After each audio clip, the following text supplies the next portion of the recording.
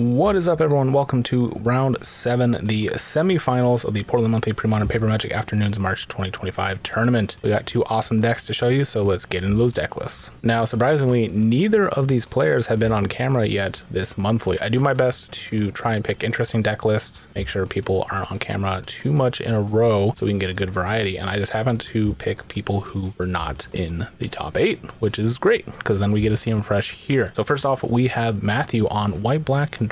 Now, I do want to call out that these are not the actual cards he will be playing on camera. He did send me a text list, which means I do actually have a Moxfield deck list for this guy. So I know some of you, that's all you care about is the deck list. Well, we got it for you. But I did want to show actual real cards here instead of just text or the Moxfield renders. So I built it out just nice and pretty. White-Black is one of my favorite decks. So here you go. And yeah, to go through this is very much a control list. Its win cons are the 4 Exalted Angels, the 3 Eternal Dragons, and the 4 Decree of Justice. In terms of disruption, we do have a lot of hand attack in 3 Gerard's Verdict and 3 Duress. Death Grasp is an interesting 2 of in this deck, get a little bit of extra lifelink in there. 4 of Vindicates, 2 Wrath of Gods, and 4 Swords to Plowshares make up the bulk of the removal. There are 2 disenchants as well for those pesky artifacts and enchantments. There's a 1 of Skeletal Scrying for a little bit of additional card draw. There's also a Phyrexian Furnace, which has kind of fallen out of favor of the White-Black control deck list, but is still a very powerful card. As for the mana, we have 4 Caves of Koilos, 2 Dust Bowls, 2 Reflecting Pools, a single Wasteland, a whole bunch of plains, and some number of swamps. For the sideboard, we have 2 Tormod's Crypts, a second Skeletal Scrying, 1 Sacred Ground, 3 Warmths, 2 Aura of Silences, 2 Engineered Plagues, 2 Infests,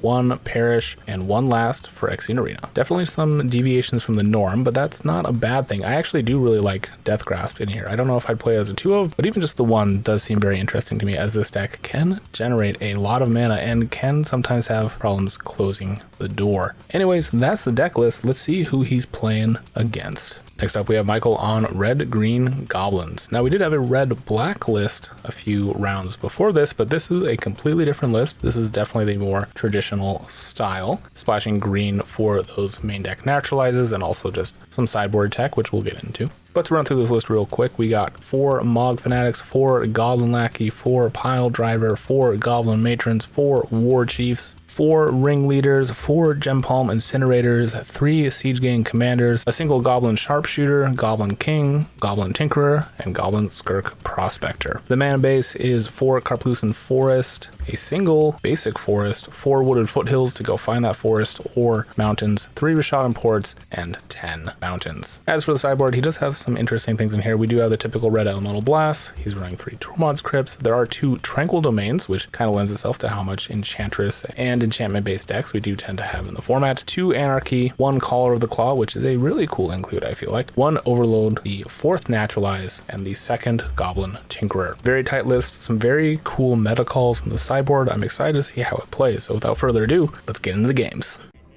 And away we go. The semifinals of the March monthly. Matthew is on the left, Michael is on the right.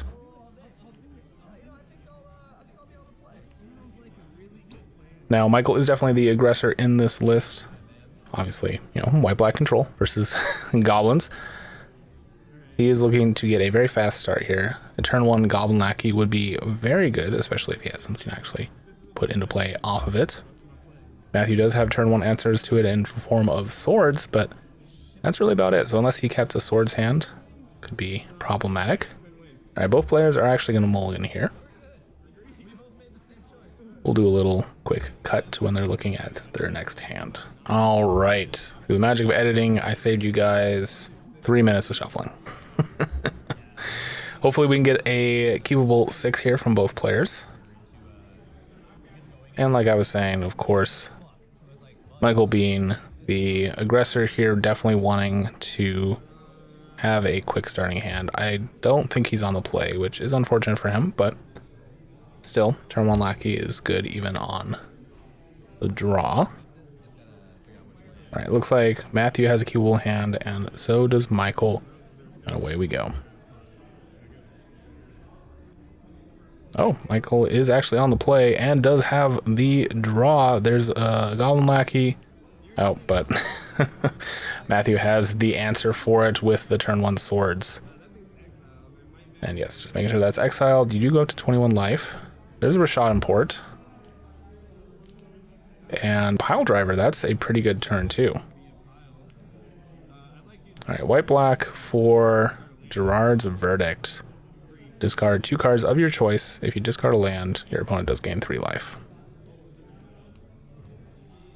I think I mentioned in the deck tech, you may notice the cards that Matthew's playing with are a little bit different looking. That's because I did not actually get a deck photo from him, just a deck list, which is linked below. I know you guys are always clamoring for those Moxfield deck lists. Well, now you got it. Matthew going to give Tinkerer a read. And we're just going to get a Pile Driver swinging in without any creatures, but on your upkeep, tap down the black source. Alright, there's... Is that a reflecting pool? I think that's a reflecting pool. Again, not art I'm familiar with. Did the best with what I could, though. Alright, Rashad Import. Matthew may be complaining about getting a little mana hosed. Alright, go swinging for another one. And Michael feeling this mulligan, I feel like, doesn't have... Oh, we are gonna plane cycle here.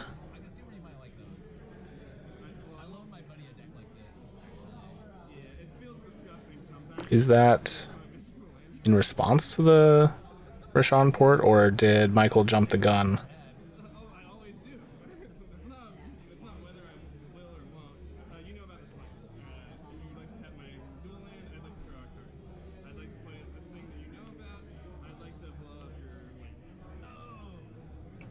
Oh, dumb.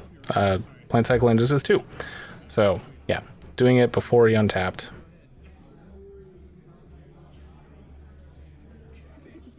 Vindicating the mountain. Matthew maybe regretting not vindicating the Pile Driver, which has done 3 damage to him at this point, taking him back down to the starting 20. I did have to quickly look up what that art was too. We are playing with not perfect information. Okay, there's a Dust Bowl. I do know that one. That Dust Bowl is going to hit the Rashad Import. It's only a real target. And Michael is down to 1 land yet again. But this Pile Driver is putting in work. If only he could find some goblins to help beef it up a little bit. Okay, there's another Gerard's Verdict. Matthew just picking apart the hand of Michael. Trying to decide how he wants to tap this. He's actually not going to play anything here. I'm pretty sure that was a Gerard's Verdict, right? Okay, instead opting for a Decree. Decree for 2. Make 2 1/1s to block the Pile Driver. That will work. Pile Driver down. One of those soldiers is also down. And Michael not finding any more lands here. Nothing but gas in hand. I think that was 3 Gem Palm Incinerators. If he had 1 more land, there's a Gerard's Verdict. I imagine some of those Gem Palm Incinerators are, yep, going to the bin. If he had 1 more land, he could have saved the Pile Driver. Granted, if he had 1 more land, he probably would have just hard cast the Gem Palm. Okay, there's a Duress. Duress not very good against goblins, but now we have a full look at his hand. There's a War Chief, an Incinerator, and a Ringleader. All of which need a bit more mana to function. And that's not a land, so we're going to pass. There are lots of 1-drops in Michael's deck too, but he's not seeing them.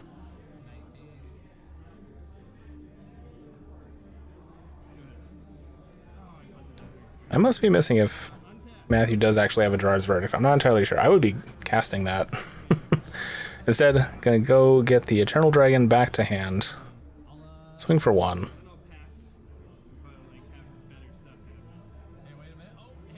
Alright, there's a second mountain. Can we do anything about it? Gem Palm does nothing. It does draw you a card. You could draw another land. Okay, there's a Duress. There's another Ringleader and a Siege Gang Commander. Big scary things. Not doing much. Now do you just cycle the Gem Palm to draw a card? You need to hit a land. He does hit the land. All right. Well, there's a War Chief. I imagine that will get instantly killed or swords. Okay, we're going to plane cycle here.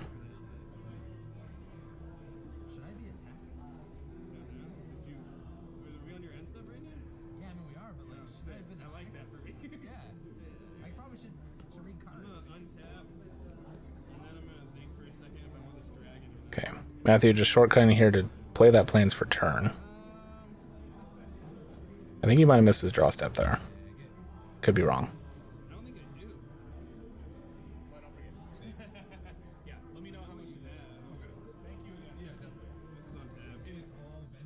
Deciding if he wants to attack in.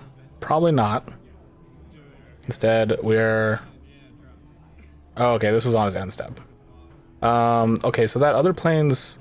Plane cycling does not mean it goes to the battlefield. So he shouldn't actually have that planes on the field. So he is one up, or up 1 mana. Okay, there's a mountain.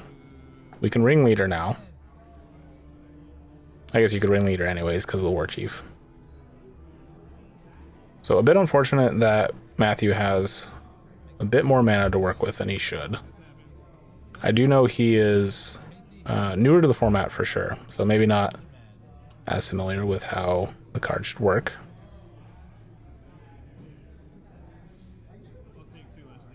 Okay, we are going to block the Siege Gang.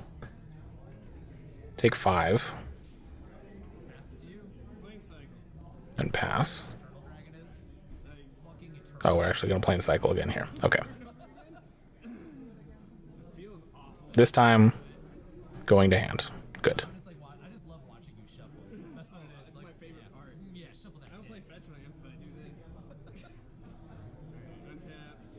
Untap. Draw for turn. A Wrath of God here would be backbreaking. Okay, there's the planes. All different land arts here, too. Gotta remember which one you plane cycled for. Okay, there is the Wrath of God. I think that's a player rewards promo. Pretty nasty. Although we know Michael has nothing but gas in hand. 2 ringleaders can potentially find him all manner of problems.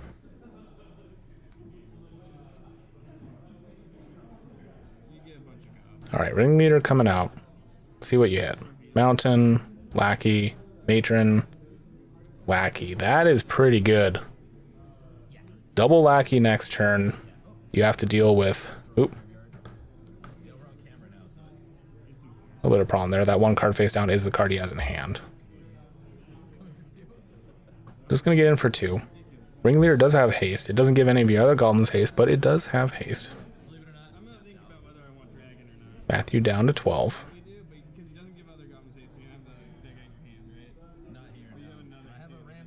One mystery card, whole bunch of goblins in hand.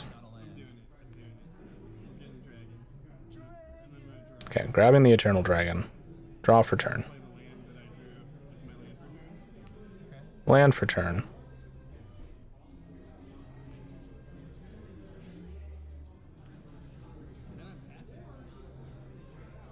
And looks like he is just going to pass. Okay.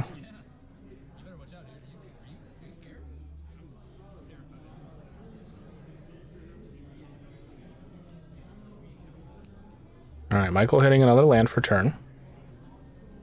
Which is great. He doesn't have a War Chief to give all of his lackeys haste, unfortunately. Or maybe he does. It could be the 1 face down card. He is looking at tapping 3 to do so. Is he just hoping to go ringleader here and then lackey? That is the most dangerous thing he could do, from what I can see.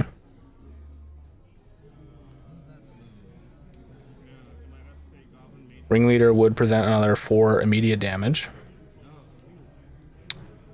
Or is he thinking of playing out... Does he have a Siege Gang? Oh, yeah. Ringleader. I'm so used to Ringleader costing less. Wow, that's a pretty good Ringleader hit. Showing him the Naturalize. Sharpshooter. War Chief. Gem Palm. And just gonna swing in for 4.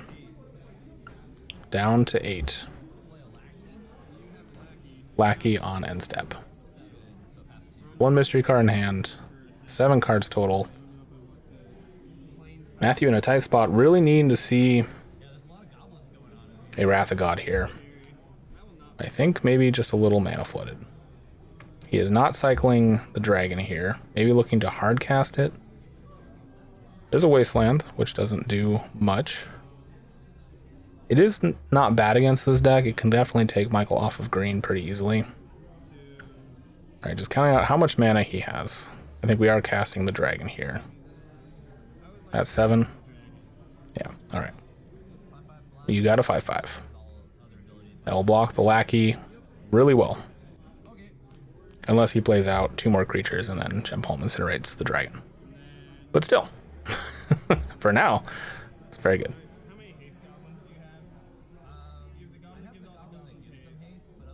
Just taking a look at cards in hand. Oh, we are going to Vindicate the Lackey.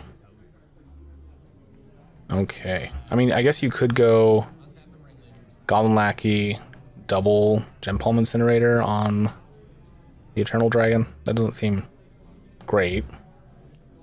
Okay, another land. That is a Wasteland target. Matthew could force him to make his decision on the mana now. No real reason not to. It's his only untapped source. Can't do anything with colorless.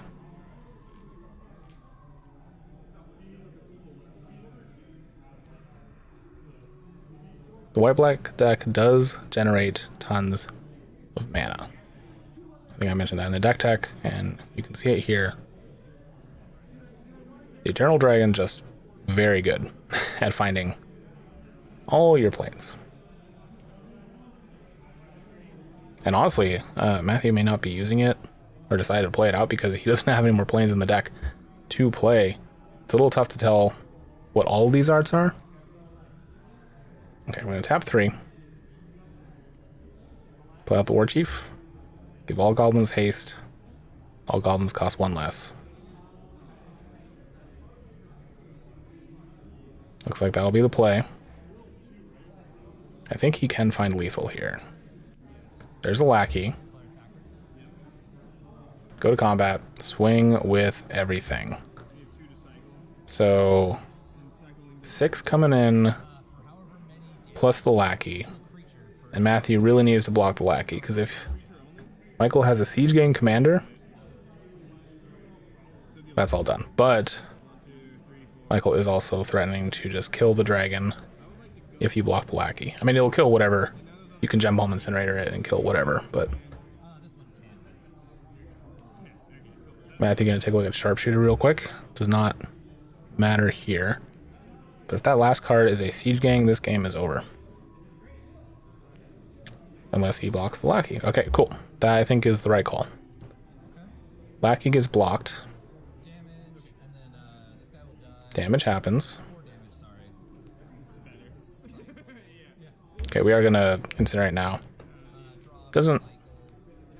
Yeah, it does have to happen, sorry, when the Lackey is still in the field. Matthew down to 1. Is this gonna save him? Does he have a Wrath of God? That's basically the only thing. Or Exalted Angel. Exalted Angel may not even be enough, though. A big Decree of Justice would be enough. There's a Duress. Nope.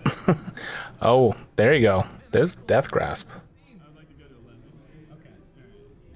That's pretty nasty. On the War Chief, gain... Was that gain 7? It was gain a lot. Matthew's not out of the woods yet.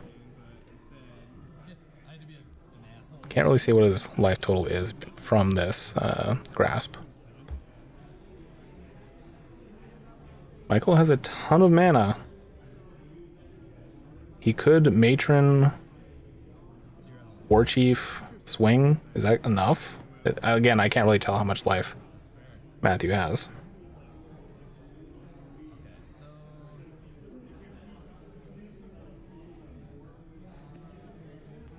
Okay, can tap 3.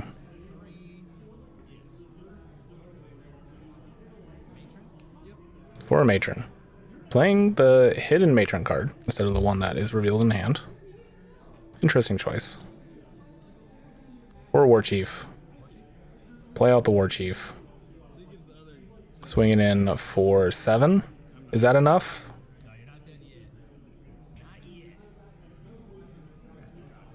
From Matthew's fist bumps, or fist pumps, it doesn't seem like it's enough. Swing for 7.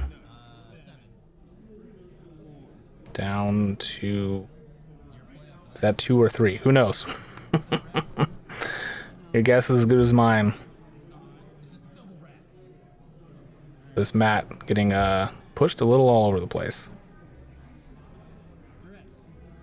Alright, there's a duress. So many duresses. You do hit a naturalize, and there is a Goblin King. Goblin King is definitely going to be enough to take care of this, I feel like. Yeah, if Matthew doesn't have a Wrath of God, which he probably would have played last turn. Alright, looking at the deck, just for a little more information. But I think Matthew is surrendering here. So, I'm going to say Michael is taking it down. Matthew just checking out this Goblins deck because I don't know if he's ever played against it before. So, yep, just going to scoop it up here, and that is going to be game number 1.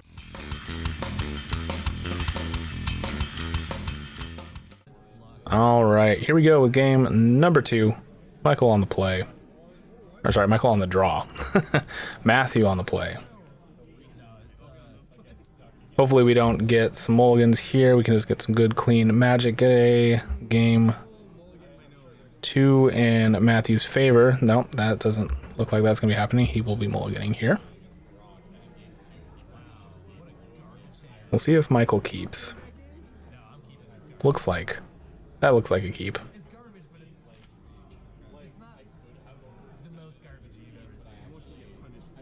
Some awkward shuffling. I believe Matthew didn't really want to riffle shuffle this deck because he was borrowing it from a friend. So I'm sure his friend appreciates not riffle shuffling. And we got a peek at Michael's hand. I see at least one turn 1 play. I don't know if I saw a lackey, but stuff to do on turn 1. That's what the Goblin deck wants to do. All right, hope for a better 6 here from Matthew.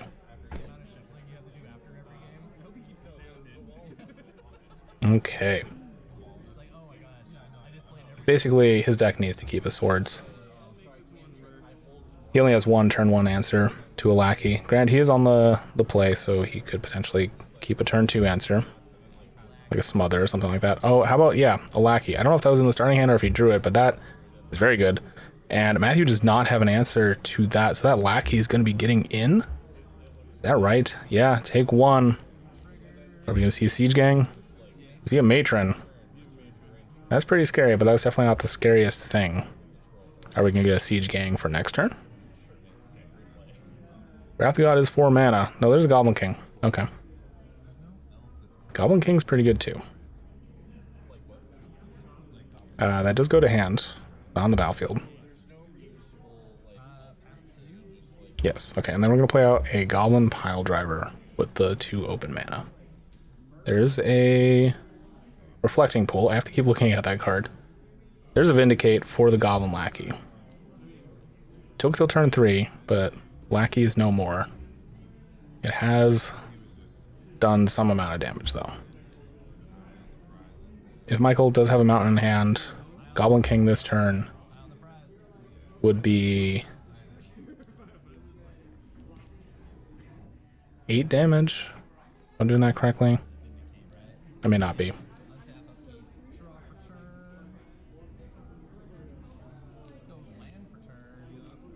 War Chief would also be very good. No, we're going to play out the Goblin King. All goblins get +1/+1. So 1, 2, 3, 4, 5, 6. Sorry, 1, 2, 3, 4, 5, 6. Just 6. I did the math wrong. It's each other attacking goblin. Oh wait, no, so it's only 4 total. Anyways, there's another Vindicate. I can read cards, I swear, chat. There's a Vindicate for the king. The king is dead. Long live the king. But Matthew is definitely on the back foot here. He needs to have a Wrath of God in hand, basically.